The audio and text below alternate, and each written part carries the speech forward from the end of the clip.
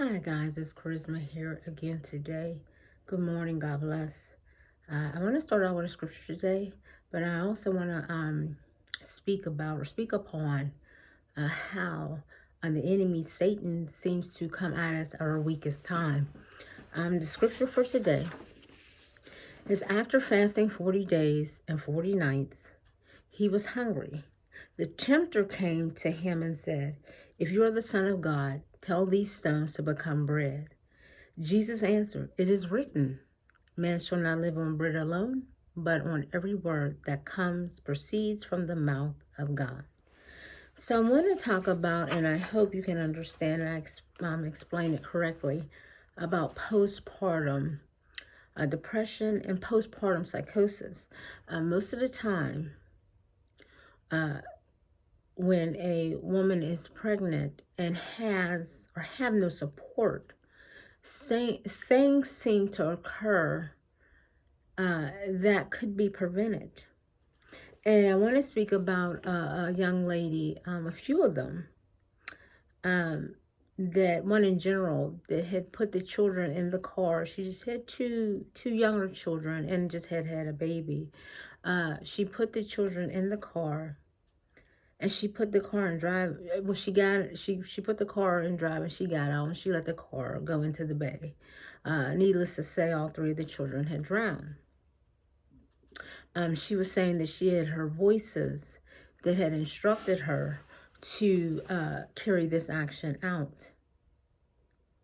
When a mother, most of the time, has no support, there is a lack of sleep. And the effects of lack of sleep on the brain causes toxins to stay in the brain.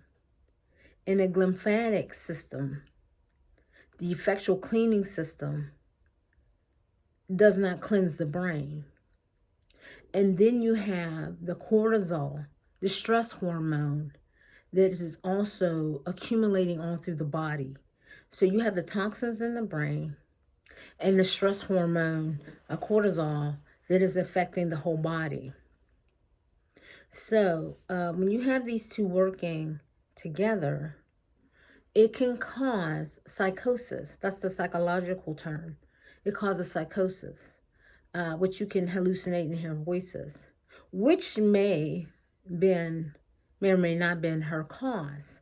There's also a demonic spiritual part of that as well, because once again, when you are at your weakest point, like Jesus was at his weakest point, Satan can attack. That is an open door. So he is going to go after what is most damaging to your children and to you. So there is something called or a spirit called of influence. So just like God can influence and speak to us, so can Satan. He can speak and whisper in our ears. So if we're at our weakest point or our lowest point, that door opens, and he can possibly have spoke to her to instruct her to carry out the action that she did. And what I'm saying is that we have Lamaze classes in place, but we don't have psychiatric and spiritual classes in place to make us aware of when we are starting to get into that danger zone after or during our pregnancy. So these things don't occur. And also, there is functional MRIs. So, after you have the baby, the functional MRI can detect the stress hormone in the brain. And it also will light up or not light up a certain part of the brain that shows that you are going to be in trouble soon with psychosis or a demonic spirit that can influence you to do things that or carry out actions that you normally wouldn't do.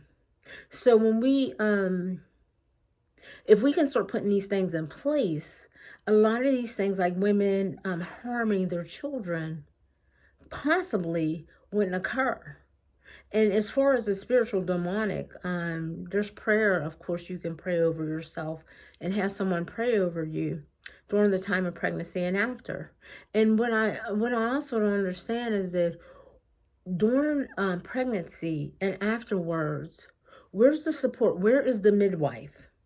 Or where is the psych tech / sitter that can help support you so these things don't occur? I know it's an insurance factor, but sometimes, we have to go past that. So we're not spending extra money on continual mental health, therapy, psychiatry.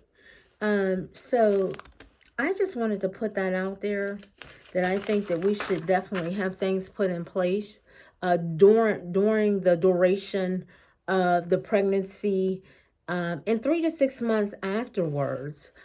So you can, or your midwife or your psych tech sitter can see when you are in danger and stop the action once again before it occurs. This is Charisma. Once again, God bless. Sounding off.